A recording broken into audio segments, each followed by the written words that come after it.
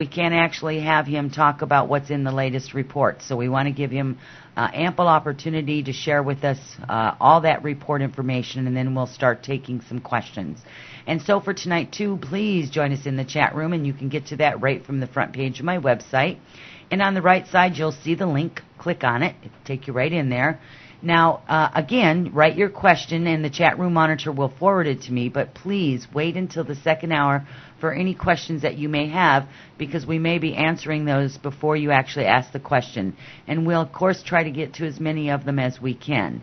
Please be sure to check out a great resource again from my friends Gary Cassidy and Bill Ryan of ProjectCamelot.org and ProjectAvalon.net. Please help in keeping the Journeys with Rebecca radio show free. I supply you with free access and no subscriptions to my archives and resources, so if you can donate, please use the donation buttons found throughout the website. Every little bit helps in these times.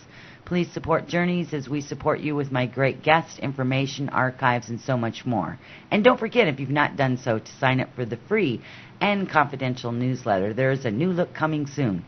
So, let's journey together. Stay with us. We'll be right back.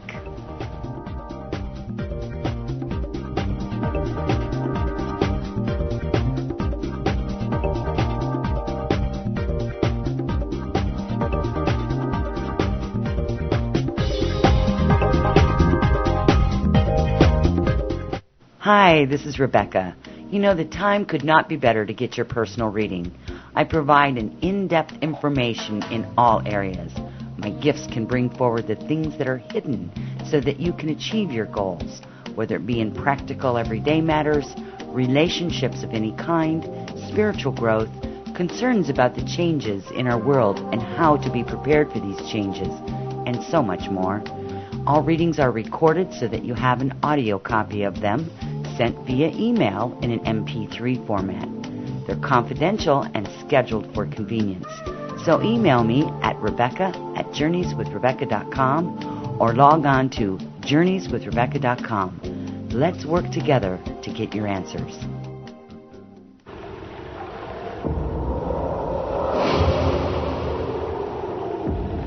Looking for professional meters for your next investigation?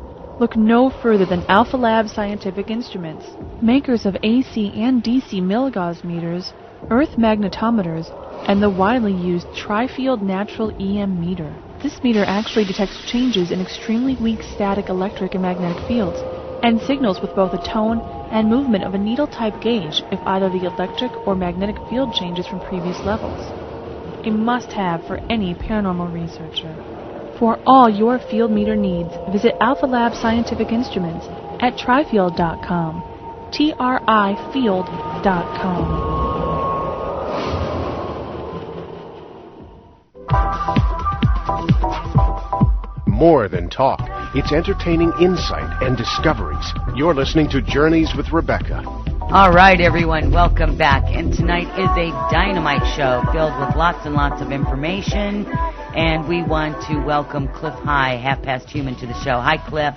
Hello, Rebecca. Hey, it's great to have you back again. Thank you very much. Much anticipated information. Everybody has been holding their breath since your last time you've been on.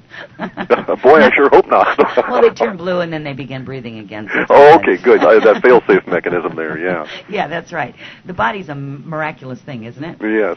We have absolutely wonderful, wonderful people in the chat box tonight, Cliff. We've had people that have sent their well wishes to you and their thanks to you for donating your time, your resources, and your information to come forward and share the latest in information that you have garnered. So I did want to pass along that from the audience. Thank you very much for all the kind words, but, just doing what universe prompts us to. That's right, but you got to say at least you're doing what you're supposed to be doing. So apparently so, yeah. Yes. So you can own that. That's yours. It's all good. All right, so we're in the Alta reports, and we talked. We've talked a lot about this last set, the 1309. You've been on a few times talking about them, and of course, Part 5 was kind of a precursor to what was going on in Part 6. And I think for if you could on Part 5, just do maybe a really, really short synopsis of 5 for the ones that were not able to hear it or were not here with us, because I need to get right into part 6, because there's a lot of correlation with both 5 and 6 with what's actually going on and what's been being presented all across the world with some of the stuff that's been in the reports. Okay, basically for part 5, the general overall expression was duality. We found that, for instance, in the Terra entity, we have duality expressing in the form of oscillations of weather, where the expectation for anybody north of the equator over the course of what we're going to laughingly call spring and summer is going to be a few days good weather, a few days bad weather, a few more days good weather, and so on, in a pattern that will become rather monotonous and will lead towards the expression of the word undeniable, in the sense that it'll be undeniable that some rather profound changes are underway on the planet itself. And the same undeniability is showing up in other areas, such as with the markets and so on. The markets are going to have undeniable show up in relation to the dollar and its connection to the global as a global reserve currency, and that is going to fade. It's also going to be another expression of duality, in the sense that over spring and summer here in part 5, we show that the markets are going to sort of, well, they're going to be under the influence of the propaganda arm of the powers that be, and if you believe them, prosperity is just around the corner and happy days are here again. Right. So we'll just let that one lie there. We're going to start to see, well, actually, some stuff is already manifesting from part 5, the powers that be business. We unfortunately had a instance here recently, and curiously, some of the titles that we've had in our part 5 are tied up and relate to twitching and so on. Not a good indication. The powers that be are going to go through their own issues at the moment, but it turns out it's a very dangerous occupation. Who would have thought to be the CFO of any kind of company that's going to be getting bailout money? Yeah, and we can talk about that. Yeah, in a minute. I think that's really, basically, wouldn't you say that that's kind of the expression? Yeah. In the U.S. here, it's going to be duality again, where we have the only people really making any headway are those that are opting out of the traditional corporate world and attempting other approaches to things. Right. So it's basically more of the same relative to that. Well, and pardon me, personally speaking, I know of a lot of people that have, very recently lost their jobs, their employment, and they're seeking different lines of work, and many of them have really found themselves being kind of pushed and shoved, if you will, all around to look for different solutions besides corporate America, so to speak. Yeah, there just won't be any there. Right, yeah. Right, exactly.